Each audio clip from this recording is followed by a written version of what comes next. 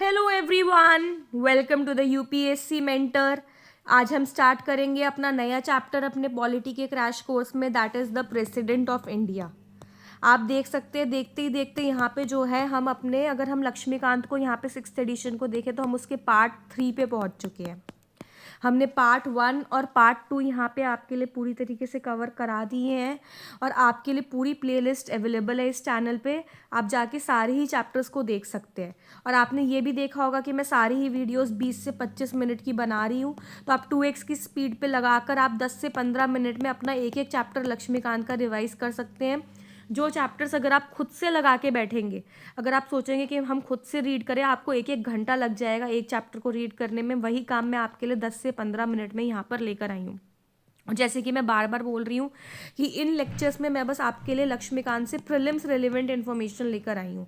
लक्ष्मीकांत में बहुत सारी मेंस रेलिवेंट इन्फॉर्मेशन भी होती है, मैं बस आपके लिए प्रीलिम्स रेलिवेंट इन्फॉर्मेशन को लेकर आई हूँ यहाँ पे, क्योंकि ये प्रीलिम्स का क्रैश कोर्स है और अभी prelims is around the corner. तो हमारा यहाँ पे मेन फोकस ये होगा कि हम अपने प्रीलिम्स को जल्द से जल्द करके कवर कर लें ईजी वे में। तो देखिए, सबसे पहले अब हम यहाँ पे प्रेसिडेंट के साथ स्टार्ट करते हैं। आप देख सकते हैं जो प्रेसिडेंट है वो हमारे कॉन्स्टिट्यूशन में जो है आर्टिकल 52 से लेके 78 के बीच में दिए गए हैं in part 5 of the constitution. ये चीज़ जो है पूरे यूनियन एग्जीक्यूटिव के साथ डील करते हैं। यूनियन एग्जीक्यूटिव में हम देखेंगे कौन कौन से लोग आते हैं। प्रेसिडेंट जो है यूनियन एग्जीक्यूटिव का एक पार्ट है। The union executive consist of president, vice president, prime minister, council of minister and attorney general. देखिए, एग्जीक्यूटिव का मतलब क्या होता है? जो हर चीज़ को इम्प्लीमेंट करे। और लेजिस्लेचर का मतलब क्या होता है? जो लॉज बना रहा है। यहाँ पे लॉज में तो आपका लोकसभा के मेंबर्स और लेजिस्लेचर में तो लोकसभा के मेंबर्स और राज्यसभा के मेंबर्स आ जाएंगे, बट जो वो लॉज बना रहे हैं उनको इम्प्लीमेंट करने की जिम्मेदारी किसकी है? वो एग्जीक्यूटिव की है। तो यूनियन एग्जीक्यूटिव में जो मेन एग्जीक्यूटिव पावर जिनके पास होती है ना, वो होती है प्रेसिडेंट के पास, vice president, prime minister, council of ministers and attorney general. आप प्लीज़ इन्हीं पांचों चीज़ों को जो है बाय हार्ट कर लीजिए। आपसे डायरेक्टली पेपर में पूछा जा सकता है कि क्या एडवोकेट जनरल ऑफ इंडिया जो है वो यूनियन एग्जीक्यूटिव का पार्ट है, और आप वहीं पे फंस जाएंगे, क्योंकि advocate general of India union executive का पार्ट नहीं है। यूनियन एग्जीक्यूटिव का पार्ट जो है वो है अटॉर्नी जनरल ऑफ इंडिया। तो आप इस तरीके से, ये जो मैं आपको बिल्कुल लाइन टू लाइन एक एक चीज़ बता रही हूँ ना, आप इस पर बहुत स्पेशल फोकस करिए। आपको इसी तरीके से फंसाया जा सकता है। या आपको पूछ लिया जाएगा कि यूनियन एग्जीक्यूटिव जो है it is contain in part 6 of the constitution, जबकि ये चीज़ जो है गलत हो जाएगी। यूनियन एग्जीक्यूटिव जो है it is contain in part 5। ये हमने यहाँ पे डायरेक्टली एक्सप्लिसिटली मैंने आपको इतना डिटेल में चीज़ बताया है। तो आप इन छोटी छोटी इन्फॉर्मेशन पर बहुत अच्छे से ध्यान रखिए, इसी के ऊपर डायरेक्टली पेपर में क्वेश्चन बन सकता है। The president is the head of the Indian state, ये हेड है। और देखिए, हमने पहले चैप्टर में पढ़ा था कि हेड ऑफ गवर्नमेंट कौन होते हैं? हेड ऑफ गवर्नमेंट होते हैं प्राइम मिनिस्टर, और हेड ऑफ स्टेट कौन होते हैं? वो होते हैं president. He is the first citizen of India. ये चीज़ हमें पता है कि प्रेसिडेंट जो होते हैं वो फर्स्ट सिटीजन होते हैं, दैट इज देश के फर्स्ट नागरिक जिनको हम बोलते हैं वो होते हैं हमारे president. And he acts as a symbol of unity, integrity and solidarity of the nation. ये सभी चीज़ें हमने यहाँ पे देख ली हैं। अब देखिए, अब मैं आपको अब हम इनके एक एक करके पावर्स को जो है यहाँ पे डिटेल में स्टडी करते हैं। सबसे पहले हम देखते हैं कि प्रेसिडेंट का इलेक्शन किस तरीके से कराया जाता है। देखिए, the president is not elected not directly by the people but by the members of electoral college. देखिए, तो कॉमन सेंस की बात है, हम सभी ने देखा होगा। जो भी लोग यहाँ पे हैं, ऑलमोस्ट आई थिंक जो भी स्टूडेंट स्टडी कर रहे हैं वो 18 अवर भी होंगे, तो सभी के पास जो है यहाँ पे राइट टू वोट है। तो हम लोग जब भी यहाँ पे वोटिंग के लिए जाते हैं, हमने यहाँ पे अपने एमएलएस के लिए वोट किया है, हमने अपने एमपीज़ के लिए वोट किया है, हमने म्यूनिसिपैलिटी के या फिर पंचायत के मेंबर्स के लिए वोट किया है, बट किसी ने कभी जाके प्रेसिडेंट के लिए वोट किया है? किसी ने कभी नहीं किया। तो यहाँ पे हम सभी के दिमाग में ऑटोमेटिकली क्वेश्चन आना चाहिए कि फिर प्रेसिडेंट की वोटिंग होती किस तरीके से। देखिए, प्रेसिडेंट को जो है लोग जाके वोट नहीं करते। हमने जिन मेंबर्स को, एमपीज़ और एमएलएस को इलेक्ट किया है, ये हमारे बिहाफ पे जाके प्रेसिडेंट के लिए वोट करते हैं। तो प्रेसिडेंट का इलेक्शन एक तरीके से इनडायरेक्ट इलेक्शन हो जाता है, क्योंकि जो हमारे इलेक्टेड रिप्रेजेंटेटिव्स हैं वो जाके प्रेसिडेंट को इलेक्ट करते हैं। तो देखिए, प्रेसिडेंट का इलेक्शन किस तरीके से हो रहा है। इनको इलेक्ट करने के लिए आते हैं elected members of both the houses of parliament, जो इलेक्ट हुए हैं यहाँ पे, दैट इज एमपीज़। लोकसभा और राज्यसभा के जितने भी इलेक्टेड एमपीज़ हैं वो सब आते हैं। फिर आते हैं elected members of legislative assemblies of the state, जो हमारे यहाँ पे एमएलएज आ जाते हैं स्टेट में, वो जितने भी इलेक्टेड मेंबर्स हैं यहाँ पे। देखिए आप इस वर्ड पे यहाँ पे फोकस करिए बार बार कि मैं इलेक्टेड मेंबर्स पे फोकस कर रही हूँ, यहाँ पे नॉमिनेटेड मेंबर्स नहीं आ रहे। हम सभी को पता है हमारे लोकसभा में, हमारे राज्यसभा में कुछ नॉमिनेटेड मेंबर्स भी होते हैं। वो नॉमिनेटेड मेंबर्स यहाँ आके वोट नहीं कर सकते हैं, बस इलेक्टेड मेंबर्स होते हैं जिनको वोट करने का राइट दिया गया है। The elected members of legislative assemblies of union territories of Delhi and Puducherry, ये यहाँ पे अब देखिए ये जो ये पुराना वर्जन है, अब यहाँ पे जो है हम जम्मू एंड कश्मीर की असेंबली को भी इंक्लूड कर सकते हैं क्योंकि उनके पास भी लेजिस्लेटिव असेंबली है। उनके जो इलेक्टेड मेंबर्स होंगे वो यहाँ आके वोट कर सकते हैं, और कोई भी यूनियन टेरिटरी के यहाँ पे मेंबर्स वोट नहीं कर सकते, बस इन दोनों के कर सकते हैं। अब देखिए ये चीज़ मैंने आपको बता दी कि वोट करने के लिए कौन कौन आता है, आप प्लीज़ इसको बाय हार्ट कर लीजिए ये तीनों ही लोगों को, और ये भी ध्यान रखिए कि नॉमिनेटेड मेंबर्स वोट करने के लिए नहीं आते हैं, ये आपसे पेपर में डायरेक्टली पूछा जा सकता है। The Constitution provides that there shall be uniformity in the scale of representation of different states as well as parity between states as whole and union at the elections of president। ये नहीं कि देखिए अभी state में ना, आप मानिए कि हमारे उत्तराखंड में आप एक बारी को फॉर एग्जांपल मान लीजिए कि 10 करोड़ लोग रह रहे हैं, और उत्तर प्रदेश में आप मान लीजिए 40 करोड़ लोग रह रहे हैं। तो यहाँ पे जो है जब आप मेंबर्स डिसाइड कर रहे हैं कि उत्तराखंड से कितने एमएलए यहाँ पे नॉमिनेट होंगे, सॉरी एमपीज आएंगे, तो ऑब्वियसली उत्तराखंड से आप मानिए कि 5 एमपीज जाते हैं। और फिर यूपी से देखिए इनका जो है हमारा हमसे पॉपुलेशन कितना ज़्यादा है, तो यहाँ से ऑब्वियसली हो जाएगा ना कि यहाँ से 25 से 30 मेंबर्स जाएंगे, क्योंकि इन सभी लोगों का जो है विल होना चाहिए। जो हमारी लेजिस्लेटिव कॉन्स्टिट्यूएंसीज बढ़ती है ना, उसमें ऑलमोस्ट सेम पॉपुलेशन होती है सब में, तो इसलिए अगर यहाँ की पॉपुलेशन ज़्यादा है तो यहाँ पे कॉन्स्टिट्यूएंसीज भी ज़्यादा बटेंगी, ताकि ये इंश्योर हो सके कि यूनिफॉर्मिटी या इक्वल नंबर ऑफ लोग जो है वो एक मेंबर को नॉमिनेट कर रहे हैं यहाँ पे। To achieve this the number of votes which each elected member of the legislative assembly of each state and parliament is entitled to cast at such election shall be determined in the following manner। देखिए कैसे करके determine होता है। Every elected member of the legislative assembly of a state shall have as many votes as there are multiples of 1000 in the question. देखिए ये पूरा यहाँ पे दिया गया है, मैं आपको बता देती हूँ। हम यहाँ पे वैल्यू किस तरीके से काउंट करते हैं, value of vote of MLA. देखिए आप बहुत अच्छे से पढ़िए, ये डायरेक्टली 2022 के क्वेश्चन पेपर में पूछा गया था। Value of vote of MLA और value of vote of MP के बारे में पूछा गया था। तो ये कैसे करके होते हैं, देखिए टोटल पॉपुलेशन ऑफ स्टेट देखा जाएगा, उस स्टेट की जिस स्टेट के एमएलए की हम बात कर रहे हैं। जैसे अगर हम यहाँ पे उत्तर प्रदेश की बात कर रहे हैं तो उत्तर प्रदेश की टोटल पॉपुलेशन कितनी है, उसको हम डिवाइड करेंगे total number of elected members of legislative state assembly. आप एक बारी को मान लीजिए कि यहाँ की पॉपुलेशन 40 करोड़ है, और यहाँ से जो है एमएलए जो हैं वो नॉमिनेट होते हैं। एक बारी को आप रफली मान लीजिए कि यहाँ से जो है 500 एमएलए आते हैं, तो इंटू 1/1000 हम कर देंगे। उससे जो है डिसाइड होगा कि यहाँ के एमएलएस की जो है वोटिंग की वैल्यू कितनी होगी। देखिए जो यहाँ पे वोट की वैल्यू दी जाती है ना, वो भी अलग अलग दी जाती है सभी स्टेट्स को, सभी एमएलएस को। इस स्टेट के एमएलएस की वोट की वैल्यू जो है ऑब्वियसली यहाँ पे फिर अलग होगी, उत्तराखंड की अलग होगी, बिहार की अलग होगी, झारखंड की अलग होगी। अब आ जाते हैं, every elected members of either house of the parliament shall have such number of votes as may be obtained by dividing the total number of votes assigned. देखिए ये इनको इतने वोट्स दिए जाते हैं, ये जो हमने पीछे वैल्यू ऑफ वोट पढ़ाना इस फॉर्मूले से जितने भी वोट आएंगे उनको उतने वोट दिए जाएंगे। अब हम देखते हैं एमपीज़ की वैल्यू ऑफ वोट कैसे डिटरमाइन किया जाता है। Total value of votes of MLAs of all states. देखिए जितना भी हमने सारे स्टेट्स के एमएलएज का वैल्यू ऑफ वोट निकाल लिया, हमने सबको ऐड कर दिया कि देखिए यूपी का ये आया, एमपी का ये आया, कर्नाटका का ये आया, केरला का ये आया, ऐसे करके XYZ आएगा, हम सबको ऐड कर देंगे।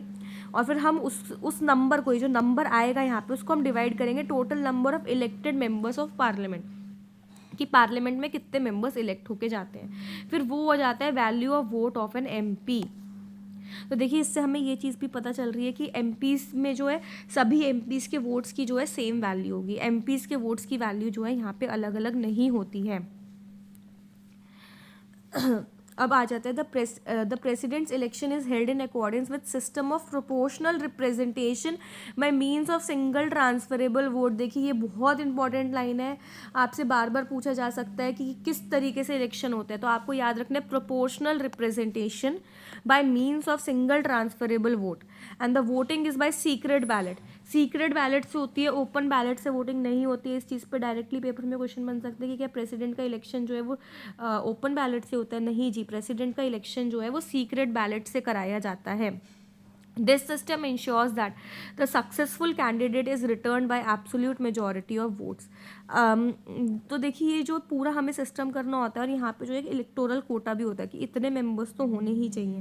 That is total number of valid votes polled, जितने भी वोट्स पोल किए गए हैं MP MLA के सबके मिला के, प्लस वन प्लस जितने हमको यहाँ पे प्रेसिडेंट को इलेक्ट करना है। हमारे देश में 1 प्रेसिडेंट होते हैं और फिर ऊपर से हम यहाँ पे न्यूमरेटर में +1 कर देंगे। This is the electoral quota जो हमारी कंट्री में होता है।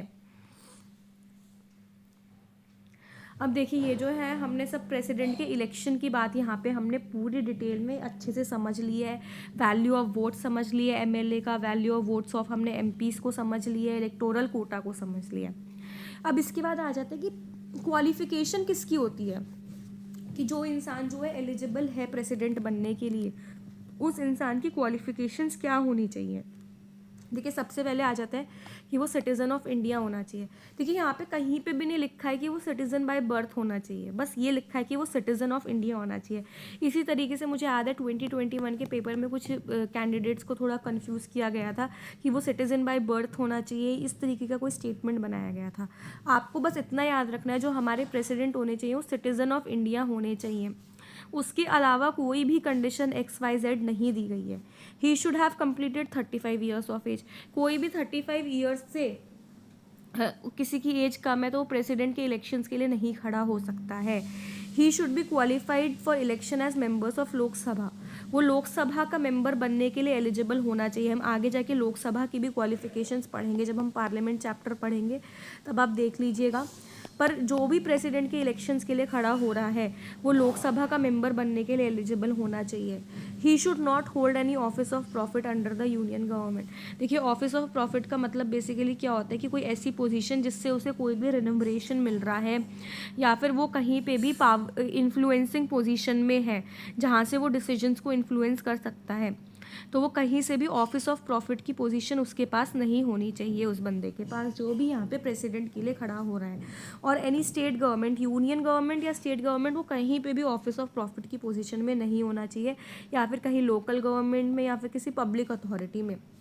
अ सिटिंग प्रेसिडेंट और vice president of the union, the governor of any state and a minister of union or state is not deemed to hold office of profit। देखिए ये भी है कि कोई सिटिंग वाइस प्रेसिडेंट है, एक तरीके से उसके पास एक ऑफिस है जहाँ से वो इन्फ्लुएंस की पोजीशन होल्ड कर रहा है, बट उसको जो है यहाँ से एक्सक्लूड किया गया है कि नहीं जी हम इसको यहाँ से एक्सक्लूड कर रहे हैं कि वाइस प्रेसिडेंट को हटाया जा रहा है, गवर्नर को हटाया जा रहा है, कोई भी मिनिस्टर है यूनियन का, इन सभी को, ये जो एक्सेप्शनल सिचुएशन है, अगर कोई मिनिस्टर है यूनियन में या फिर स्टेट में तो वो भी वाइस प्रेसिडेंट के लिए खड़ा हो सकता है, बट एक बार वो जीत जाए तो उसको रिज़ाइन करना होता है। ये टर्म्स एंड कंडीशंस दी गई होती हैं।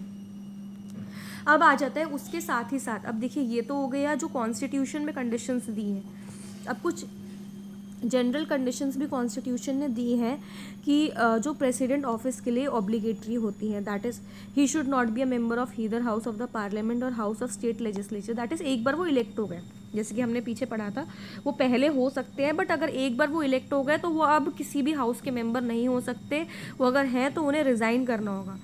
If any such person is elected as president, he is deemed to have vacated his seat in that house on the date on which he enters upon his office as president।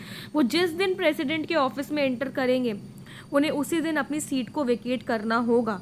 He should not hold any office of profit, हमने देख लिया, और हमने पीछे इसमें exceptional situations भी देख ली हैं। आप इस तरीके से रिवाइज करते रहिए। अब जैसे मैंने बोला कि एक्सेप्शनल सिचुएशंस हमने देख ली हैं, आप यहाँ पे एक बार वीडियो को पॉज करिए और आप रिवाइंड करने का ट्राई करिए कि हमने कौन सी एक्सेप्शनल सिचुएशंस देखी हैं। He is entitled without payment of rent to use his official residence. देखिए जो राष्ट्रपति भवन होता है, जैसे कि अभी जो श्रीमती द्रौपदी मुर्मू जी हैं वो यहाँ पे राष्ट्रपति भवन को यूज़ कर रही हैं, सॉरी श्रीमती द्रौपदी मुर्मू जी अभी हमारे राष्ट्रपति भवन को यूज़ कर रही हैं, तो उनको कोई रेंट नहीं देना वहाँ पे रहने के लिए. He is entitled to such emoluments, allowance, privileges as may be determined by the parliament. क्योंकि इनका जो भी अलाउंस प्रिविलेजेस जो भी सब कुछ होता है वो कंसोलिडेटेड फंड के ऊपर चार्ज होता है. वो कुछ भी मेड ऑन कंसोलिडेटेड फंड नहीं होता, वो कंसोलिडेटेड फंड के ऊपर चार्ज होता है. मतलब इसके ऊपर जो है वोटिंग नहीं की जाएगी पार्लियामेंट में. His emoluments and allowance can not be diminish during his term. देखिए इस तरीके की कंडीशंस क्यों दी जाती हैं कि इनकी एमोलमेंट्स और अलाउंसेस को हम डिमिनिश नहीं कर सकते. ऐसा इसलिए किया जाता है कि अगर हम बोल देंगे कि देखो हम तो डिमिनिश कर सकते हैं, तो फिर ना हो सकता है कि लेजिस्लेचर या फिर एग्जीक्यूटिव जो है इनके ऊपर जो प्रेशर डालने का ट्राई करे कि आप हमारा ये काम करिए वरना हम आपकी एमोलमेंट्स या अलाउंसेस को कम कर देंगे. इसलिए जितने भी इंपॉर्टेंट ऑफिसेज हैं ना उन सभी के लिए कंडीशंस रखी गई है हमारे कॉन्स्टिट्यूशन में कि किसी के भी एमोलमेंट और अलाउंसेस को जो है कम नहीं किया जाता है once they join the office their office. अब आ जाते हैं टर्म क्या होता है प्रेसिडेंट के ऑफिस का. ये हम सभी को पता है कि 5 साल के लिए आते हैं from the date on which he enters upon his office. आपको इस टर्म को ध्यान में रखना है, from the date on which he enters upon his office. यहाँ पे कहीं पे भी ये चीज़ नहीं दी गई है कि नहीं जी जिस दिन इनका इलेक्शन हो जाता है, जिस दिन ये जीतते हैं, जिस दिन ये अपने ऑफिस में एंटर करते हैं, मतलब बेसिकली जिस दिन ये अपनी ओथ को साइन कर देते होंगे इस तरीके से. However he can resign from his office at any time by addressing the resignation letter to vice president. अब यहाँ पे आपको पूछा जा सकता है कि प्रेसिडेंट जो है अपना रेजिग्नेशन लेटर किसको होल्ड ओवर करते हैं. ऑप्शंस में वहाँ पे आपको दे दिया जाएगा कि पीएम को करते हैं, सुप्रीम कोर्ट के सीजीआई को करते हैं. नहीं, वो वाइस प्रेसिडेंट को करते हैं अपना resignation letter hold over. Further, he can also be removed from office before completion of his term by process of impeachment. impeachment का process अभी हम आगे जाके डिटेल में पढ़ेंगे कि impeachment के थ्रू हम प्रेसिडेंट को किस तरीके से उनके ऑफिस से निकाल सकते हैं. The president can hold office beyond his term of 5 years until his successor assumes charge. देखिए प्रेसिडेंट को ऑफिस कभी भी खाली नहीं छोड़ा जाता है. अगर अभी कोई प्रेसिडेंट है और उनका टर्म 5 ईयर का कंप्लीट हो चुका है बट उनके सक्सेसर अभी तक अपॉइंट नहीं किए गए हैं, तो वो तब तक अपना ऑफिस होल्ड करके रखेंगे जब तक कोई नए प्रेसिडेंट नहीं आ जाते. He is also eligible for re election to that office. देखिए हमारे में जो है कोई भी प्रेसिडेंट कितनी भी बार जो है री इलेक्ट होके आ सकते हैं, जबकि यूएस के कॉन्स्टिट्यूशन में ऐसा नहीं है. वहाँ पे एक बंदा जो है बस 2 ही बार प्रेसिडेंट जो है बन सकता है.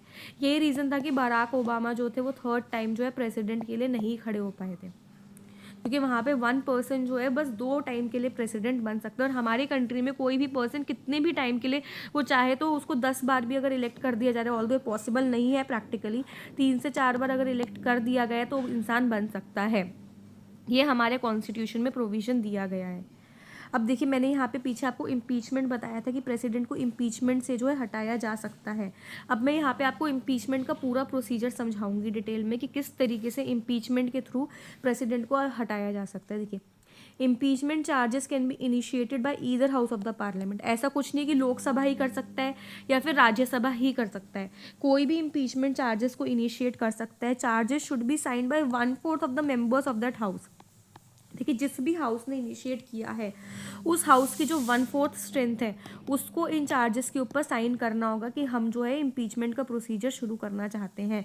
और उसके बाद जब एक बार नोटिस दे दिया गया तो प्रेसिडेंट को इन्फॉर्म किया जाता है और प्रेसिडेंट को 14 डेज़ का नोटिस सर्व किया जाता है कि आपको 14 डेज़ का नोटिस दिया जा रहा है. 14 उसके बाद जो है हम प्रोसीजर पार्लियामेंट में ऑफिशियली स्टार्ट कर देंगे.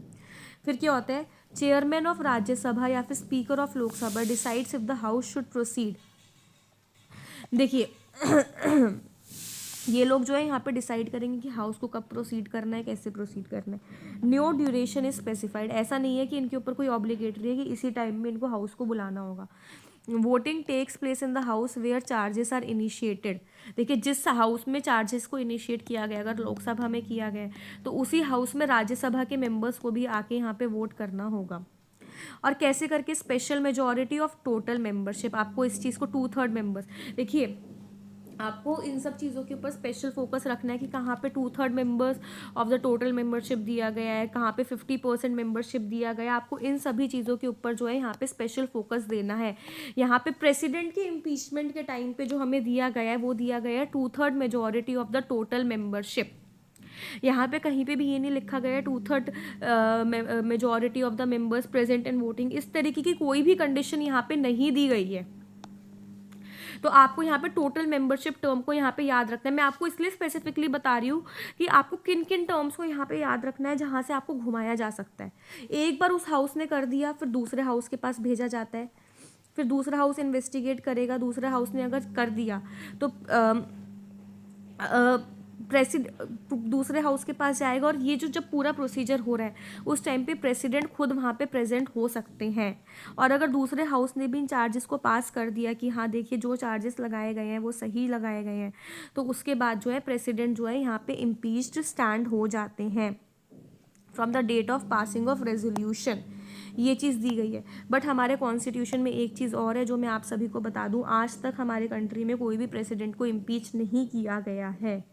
इम्पीचमेंट प्रोसीजर ज़रूर स्टार्ट किया गया है, बट इम्पीच किसी को नहीं किया गया है आज तक जो है हमारे इसमें। तो ठीक है गाइस, देखिए आज की वीडियो में जो है हमने इम्पीचमेंट प्रोसीजर तक पढ़ लिया है। मैं नहीं चाहती कि वीडियो ज़्यादा लंबी हो, तो हम इस वीडियो को अब आज के लिए यहीं पे स्टॉप करते हैं। कल की वीडियो में जो है हम यहाँ से वैकेंसी वाले टॉपिक से स्टार्ट करेंगे, और हम कल की वीडियो में ट्राई करेंगे कि हम प्रेसिडेंट चैप्टर को आपके लिए कम्प्लीटली पूरा करते हैं। तो ठीक है, आप पूरा वीडियो देखिए, आप बार बार 2x की स्पीड पे वीडियो देखिए, क्योंकि रिवीजन इज़ द की। आप जितनी अच्छे से रिवीजन करेंगे उतना ज़्यादा चांस होगा कि आप पेपर में जाके कंफ्यूज नहीं होंगे, और आप अच्छे से पूरा आप जो अगर आपको जहाँ पे छोटी छोटी चीज़ों में पार्ट्स में कॉन्स्टिट्यूशन के आर्टिकल्स में प्रेसिडेंट या वाइस प्रेसिडेंट में अगर वो आपको कंफ्यूज करने का ट्राई कर रहे हैं, तो आप इजीली उस चीज़ से बाहर निकल पाएंगे। इसलिए मैं बार बार बोल रही हूँ, रिविजन इज़ द की। बार बार जाके रिवाइज करिए अपने कंटेंट को, और अच्छे से आप सभी पढ़ाई करिए। अब हम आपसे कल मिलेंगे अपने कल की वीडियो में।